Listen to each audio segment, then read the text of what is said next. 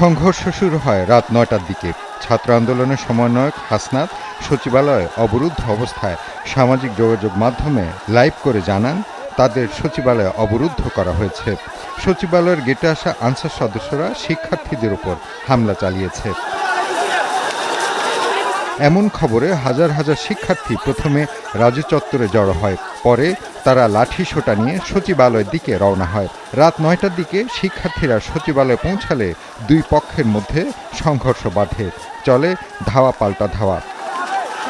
প্রায় আধ ঘন্টা ধরে ধাওয়া পাল্টা ধাওয়া চলে। শিক্ষার্থীদের সাথে যোগ দেয় সাধারণ মানুষও। ছাত্র জনতা ধাওয়ার মুখে সচিবালয় এলাকা ছাড়ে আনসার সদস্যরা। তাদের অনেককে পোশাক খুলে পালাতে দেখা যায়।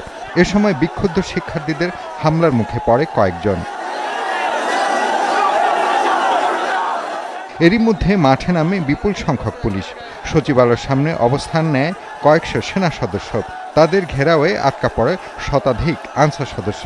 তাদের সচিবালয়ের ভেতরে আটক রাখা হয়। নিয়ন্ত্রণে আসে পরিস্থিতি। দীর্ঘ 10.5 ঘন্টা অবরুদ্ধ থাকার পর একে একে সচিবালয় ছাড়েন উপদেষ্টা সহ কর্মকর্তারা। এ সময় সচিবালয়ের সামনে অবস্থান নেওয়া শিক্ষার্থীদের শান্ত করতে বক্তব্য রাখেন দুই সমন্বয়ক।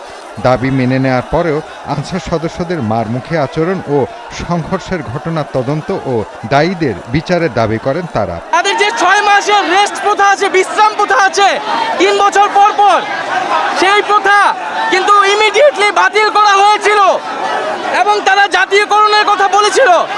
আমরা বলেছিলাম 1 সপ্তাহ সময় দিতে এবং একটি কমিটিতে তাদের কথাগুলো যৌক্তিকভাবে উপস্থাপন করতে, কিন্তু তারা আমাদের কোনো কথা না শুনে এখানে সচিবালয়কে জিম্মি করে তারা একটা অরাজক পরিস্থিতি তৈরি করতে চেয়েছিল।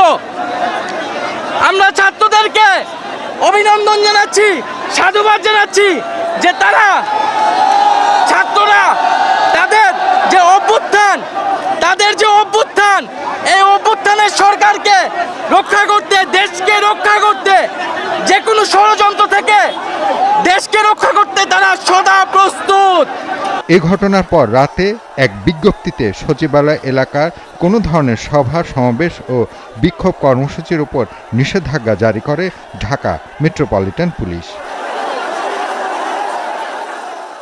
মহিম মিজান, ৭১, ঢাকা।